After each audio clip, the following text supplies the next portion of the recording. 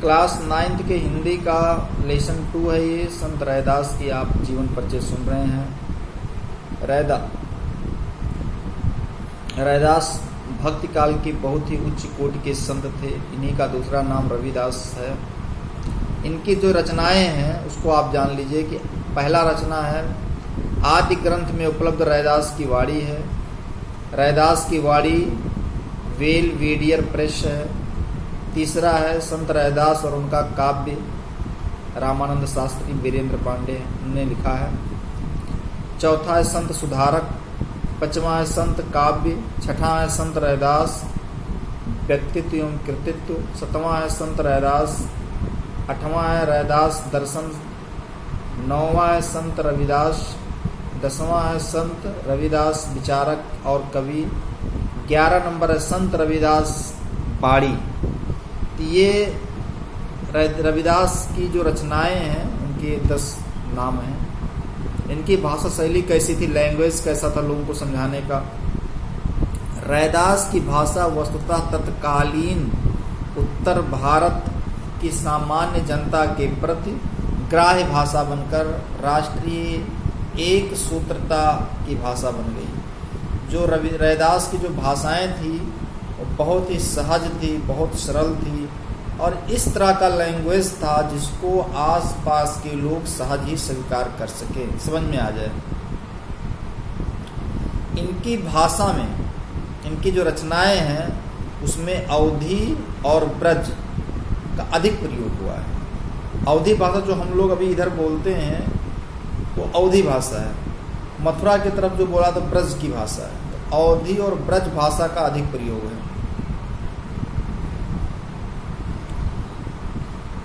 अतः इनकी रचनाओं में उस अतिरेक को प्रकट करने के लिए प्रतीकात्मक लक्षणिक शैली अनेक स्तरों पर सहायक सिद्ध होती है। ये हो गया संत रविदास का जीवन परिचय।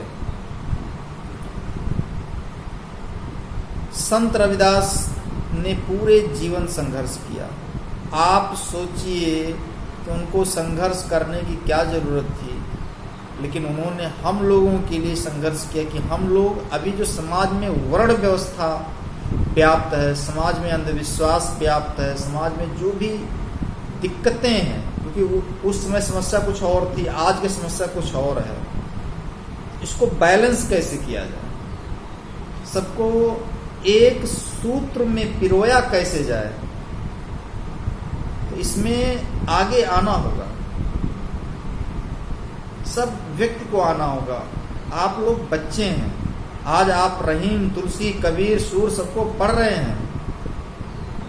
पढ़ने का मतलब ये नहीं हुआ कि आपने पढ़ लिया, याद कर लिया, एग्जाम में आ गया, आपने लिख दिया, 4 नंबर 10 नंबर आप पा गए, क्लास पास हो गए, काम खत्म हो गया। ये तो ऐसा नहीं चलना है। इससे तो कुछ भी भला नहीं होना है। ये तो हो गया पशुवत जीवन। पढ़ लिया और अपने ही काम में लगाया, ये हो गया एनिमल लाइफ। मनुष्य होना और बनना दोनों में बहुत अंतर है। बनना और होना, बनना मतलब टेम्पोररी बन गए, अपना काम निकालने के लिए बन गए, और जिस दिन वो मनुष्य हो जाएगा उस दिन उसका जीवन समाज के लिए होगा, लोगों के लिए होगा, परिवार के लिए होगा, ना कि अपने लिए होगा। आज इसकी जरूरत है। आज हम लोग रहीम को पढ़ रहे हैं, कबीर को पढ़ रहे हैं, तुलसी को पढ़ रहे हैं, न जाने कितने लोगों ने पढ़ के पास कर लिया। वो मेरा उद्देश्य नहीं है।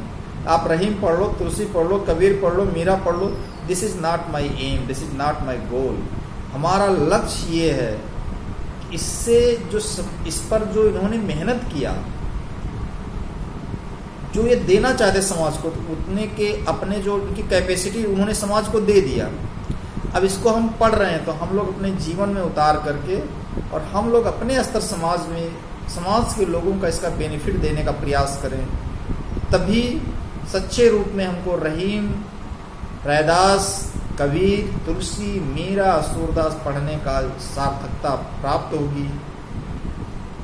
तभी हमको समाज को एक नई दिशा देने में मदद मिलेगी। चलिए, ये हो गया जीवन परिचय। अब अगले स्टेप में आपको इनके जो रचनाएं उनको पढ़ना है।